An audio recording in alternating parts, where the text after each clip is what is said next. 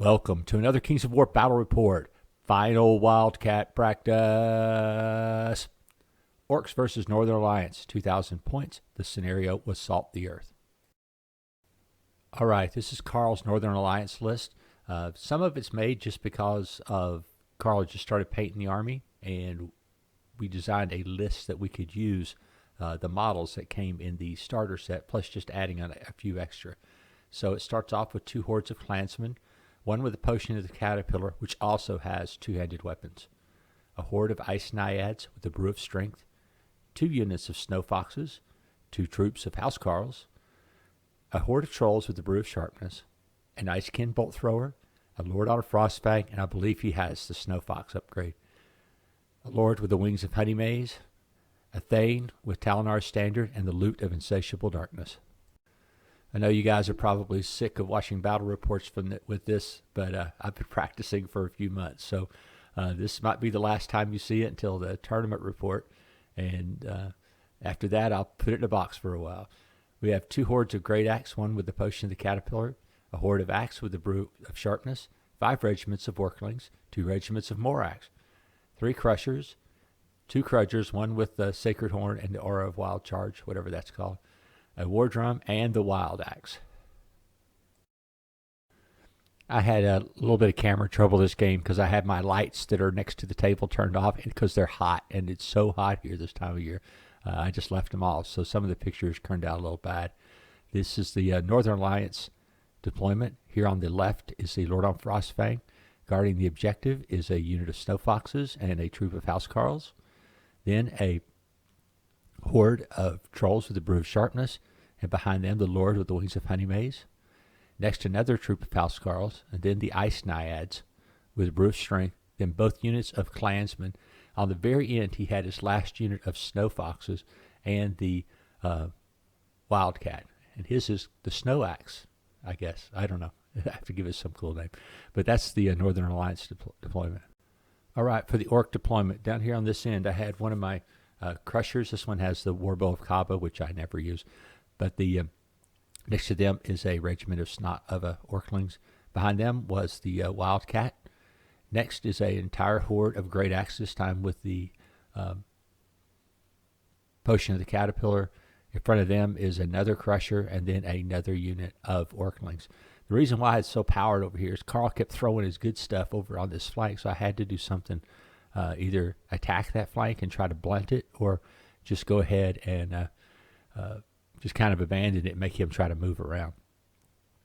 In the middle there, I had both units of Morax, and in front of them are 2 units of Orclings, because I'm facing the two of the units that are choppy, which are his ice naiads, which are really hard to take down, and then the troop of housecarls. And so I wanted to be able to get the Orclings into them first, and then respond with the Morax. And then finally, with no chaff in them, against kind of mano-a-mano, was the Great Axe Horde and the Axe Horde. This time I had the Axe Horde in the middle because I saw where his clansmen with the 2-handed weapons were being deployed, and I thought that would give me the best chance to stop that particular unit. It's been very effective in the games, charging through the woods, and lots of Crush 2 attacks raining down on me. And finally, on the very far end, guarding that one little token, is a unit of Orclings, and their job in life is when they see, it's kind of like blowing the bridge. When they see those guys come, they blow up the token. So there you go. There's the Orc deployment. Here's just a little bit better picture of my deployment. You can also see that they were kind of obscured by the tower, how the Morax and the Orclings are set to work together. There's also a crusher in between those two. My general, Big Axe, is right there. He's the one that has the aura of wild charge. And then behind them is the war drum. And this is something I learned from Eric, to have the war drum next to these guys, because it gives them a -17 morale. And also supports the general there, which gets his morale up to a level that is hard for him to be broken even by a horde. So it's a really good setup like this here. The only thing I kind of had trepidation was not having any chaff over on the left side, but I thought maybe I could hit hard over here on the right and pinch this into this part of the line, and then hold that other end, and then kind of split him. and kind of do the attack in the gap of the army idea instead of just trying to advance all the way across the board. So this is the advance I made on my turn one. The Crushers both moved up. One of them moved up with the Orclings to shield the edge of this big great axe unit. But I was pushing hard because I wanted to get into that woods before the trolls did. Because I could fight them in the woods, but I wanted them to fight at a disadvantage, at least on the charge. Because even though they have brew of sharpness, hitting on 4s is way better than getting hit on 3s. And so I moved everything up aggressively like this. You can see there's a little formation. All 3 Crushers are in formation right there around that, like in a perfect triangle V, flying toward the enemy to start to impede their progress. Like I said, Carl's got a lot. This is some heavy hitter stuff on this flank, so I was wanting to counter with my own heavy hitters. All right, Carl moved up just a little bit everywhere, and like I said, my pictures are so bad. I'm just trying to give you some synopsis pictures this time, as opposed to giving a blow by blow.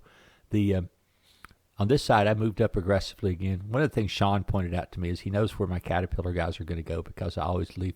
I don't put any chaff with them. And so this game, I made an effort to put the chaff in front of the Caterpillar guys. And it's a good thing I did. It actually did work out better to have those there and just use the Caterpillar, not so much as a deployment thing in this case, but as of course, just a way to charge through the woods without being hindered.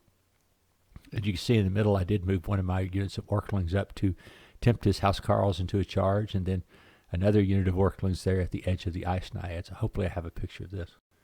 You can see here what I'm trying to do. That's what I was saying before, was to try to attack into the crease in his line. See, there's that little hedge and stuff there. It protects me a little bit, but the idea is to try to pinch this end of the line here while occupying the one in front, because yeah, he can start moving over toward the side of this stuff, but if he does, it's at his own peril with all the stuff that I have trying to stop him over there.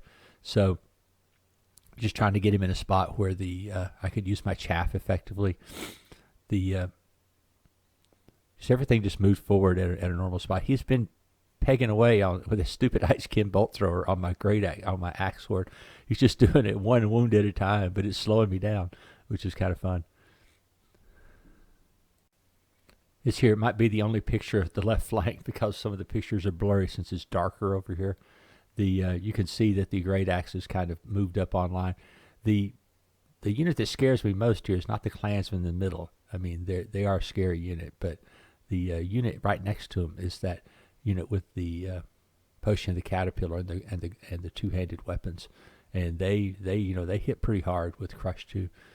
You can see that his Snow Foxes and Wildcat have moved forward.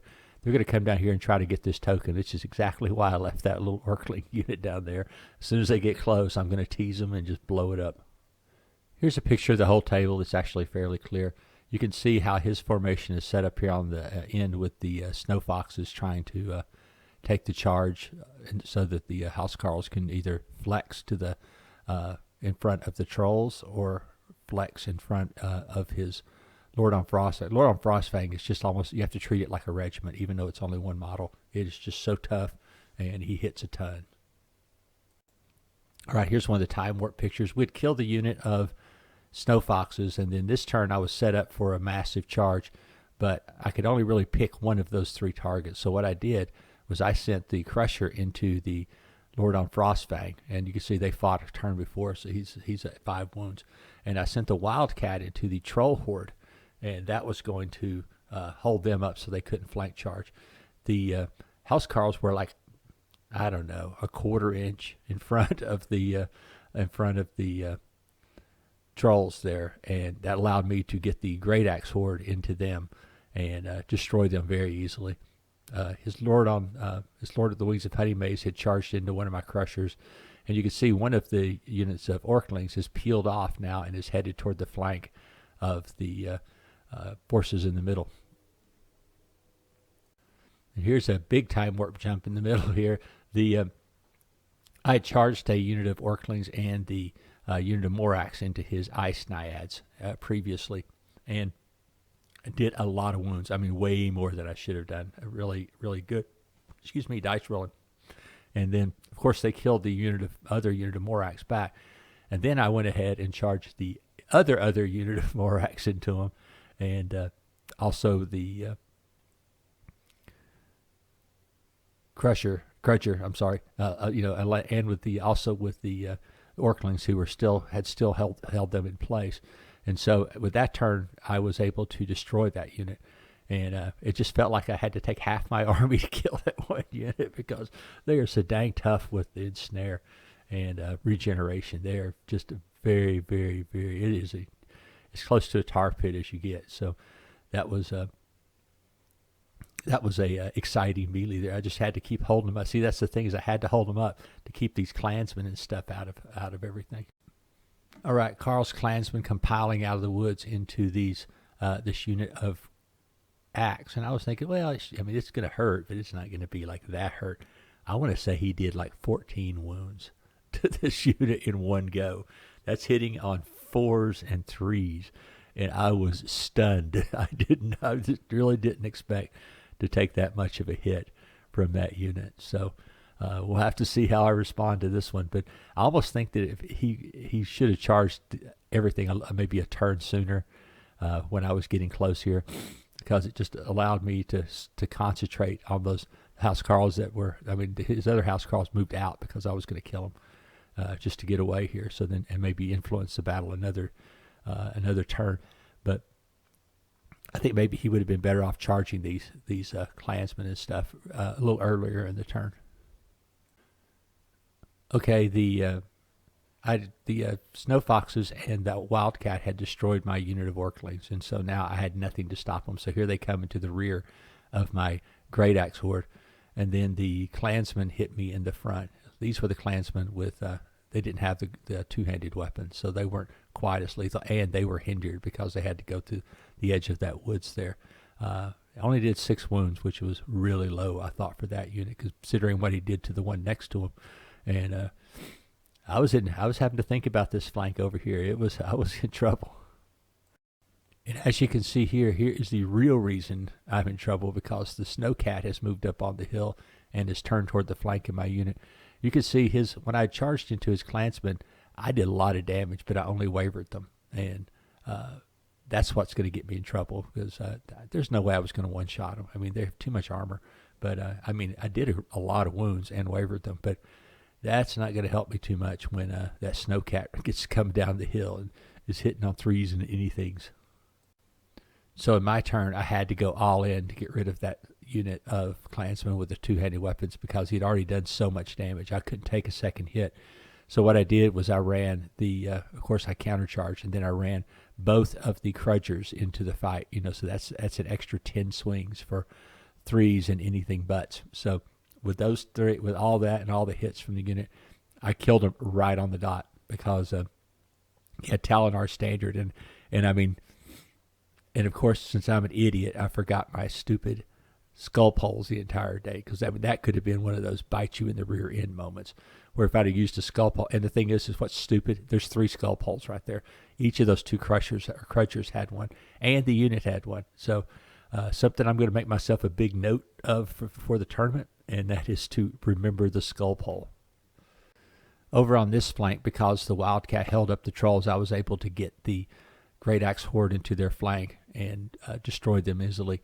Then I just turned the Great Axe back around to secure that objective. And I think this is I don't know why that I know, because he just finished moving. He moved his, I was showing him how to get the Frostfang Lord around so that he could do something, because he had moved him way too far.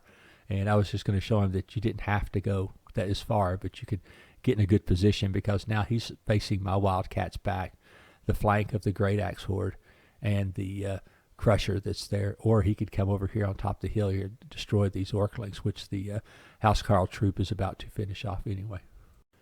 Yep, here's one of those things. You see it coming and cringe. You can't do anything about it. It's like a train, and your car's stalled on the track as the Snowcat comes down the hill and destroys my unit, my proud unit of Great Axe. But they're like Custer's last stand anyway. They're surrounded by stuff. They've got foxes in the rear, the Snowcat in the flank, and then the clansmen, which were wavered in the front, so they weren't going to contribute anything. But the Snowcat was enough, and that was the end of that unit. All right, you can see the great axe have gone away, and now there's a big smoking hole in my line. He's being really tricky here because I kept trying to get to that stupid icekin bolt thrower, and he would do one wounded turn to my Orclings and would roll like a 10 or 9 or 10 and cause them to waver. And so I couldn't get to him. And then I'm sitting there with 14 wounds on my unit of axe, and now I'm worried about taking test. Matter of fact, he actually hit them, killed them, but the reroll from the two crutchers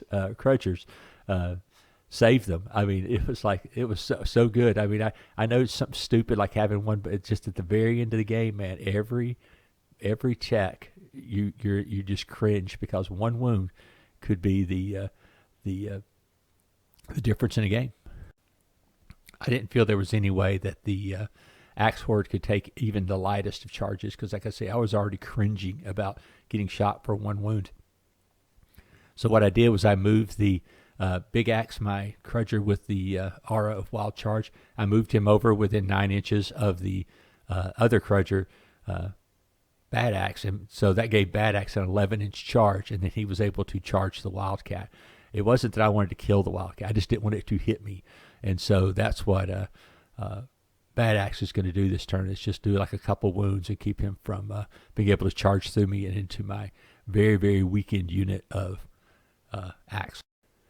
Okay, over here the Housecarls had went ahead and killed my unit of Orclings and rolled a dice 6 inches down the hill, and the Lord on Frostfang had went into the Wildcat and he rolled really bad. I mean, it didn't seem like he did hardly anything. And then the Crusher was wavered yet again. He was taking one wound a turn, and Carl kept rolling it. The big thing though was the Great Axe Horde has now taken that token over there, and the unit here with the of Morax has now taken that token as well. All right, so in anticipation of a turn 7, just in case Carl turns his clansmen around, the stupid bolt thrower, yes, managed to waver my unit of axe. I couldn't believe it. I was just sitting there going, "Oh my gosh!" And like I said, that thing was a pain in the ass the whole game, just wavering. I mean, I think he wavered 4 units during the game, or at least 3, and of course slowed me down with his frozen rule. So that was just hilarious. I could not believe I could not get to him, and then then he kept wavering anything that could get to him. But if there was a turn down 7, I was going to kill him with my Orclings. All right, in case there was a turn 7, the Housecarls turned around to be able to charge down the hills into the Morax, but of course the Morax were going to be able to charge them first.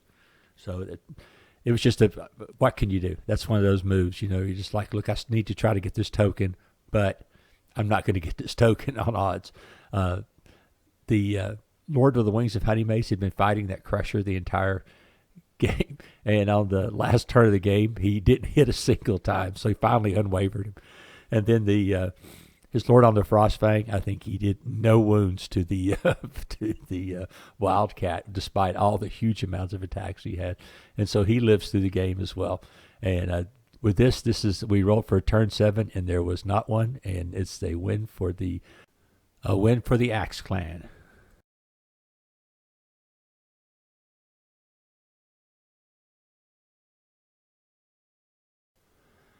This was one of those games where you've played someone too long and their tricks you're so apparent.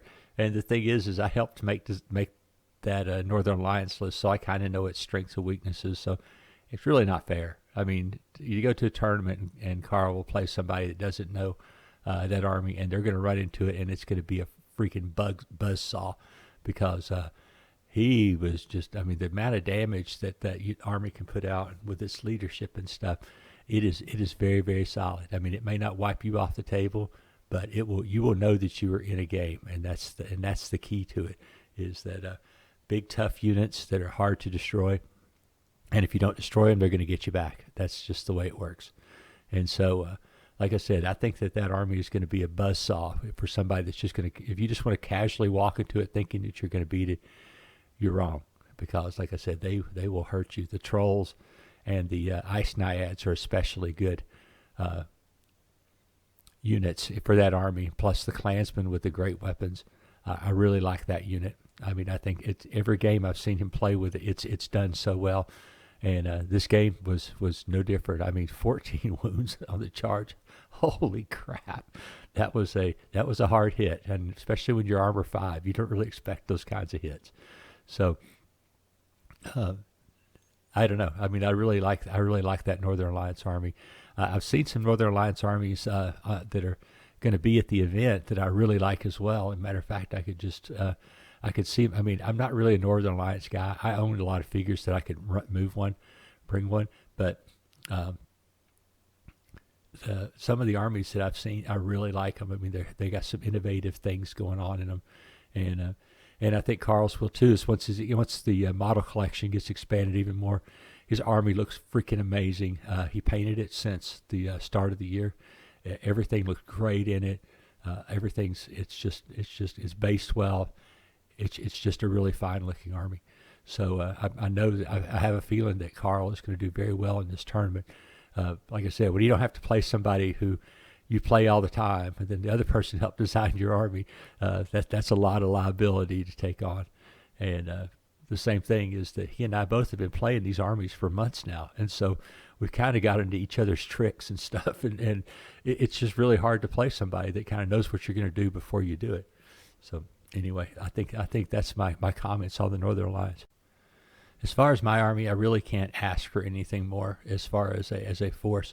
The Wildcat, and I mean, when I started building the army, the Wildcat was part of the army design because I don't have enough inspiring in my army to be able to inspire the huge numbers of troops that I have. I need 3 sources of inspiring.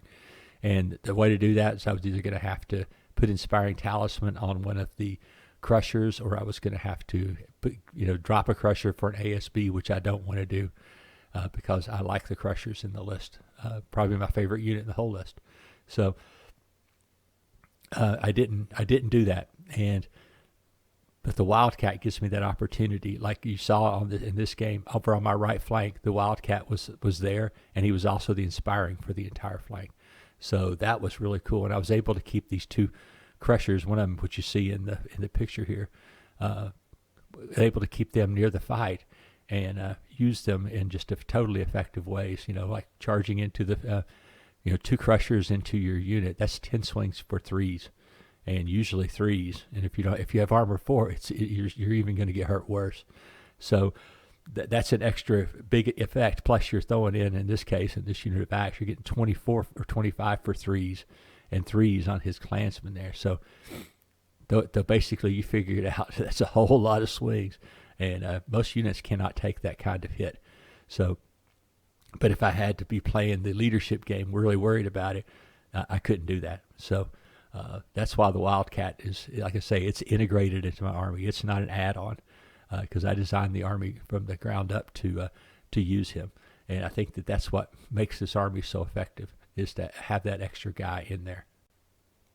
This was our final practice for the event, and on the other table, Craig was squaring off against Jeff's Night Stalker army. That was a tight game. I watched it all the way to the end, and Craig managed to pull it out. And somewhere in that game, Jeff had a Randy-like bad snake eyes, which I so feel bad for him because I know how frustrated I get from him. But I told him, I said, just throw the dice. It'll make you feel better. And he didn't, because he's a mature adult, not like me. And I just got a kick out of it. But been working on my army for the team event. Carl and I are going to play together this time instead of against each other. And we are going to take my goblin army, which I've been painting. I've almost painted it from scratch. It's not from scratch. I mean, some of my models I've had since the early thousands, so I really can't do anything about them. I mean, there was no way I was going to come and repaint a whole or paint or repaint a whole army. I just don't have time, especially when there's no painting score or anything in the team tourney. So it doesn't really matter. But I don't like my armies looking like garbage on the table. I like painted figures. I like based figures, but I know it doesn't look like I like base figures because a lot of times I play with unbased figures. But I just like the spectacle of the game as much as anything else. I mean, look at this big mash of guys right here in this picture alone. It just looks so cool, like it's a real battle. So anyway, we're ready to go to the Wildcat. We are coming up. We're doing the Tennessee Trickle, which means we're all coming at different times in different vehicles, and that's just because of the everybody's logistics of work. Because the team tournament, it's going to be really hard for anybody but a couple of us that are older and retired, or like Carl and I. We can go anytime we want. So we're going to go Thursday, go hang out with Jim Livers and drink his beer, eat his food, have fun with him and Robin, and really looking forward to it. So anyway, hopefully I'll see you the next time you see a battle report. It will be some sort of Wildcat report, whether it's from the team tournament or the singles event. And then I know you're happy for it, but then the Orcs get put away for a while, and I'll bring out something totally new because I'm working on Abyssal Dwarfs, and that's going to be my next project.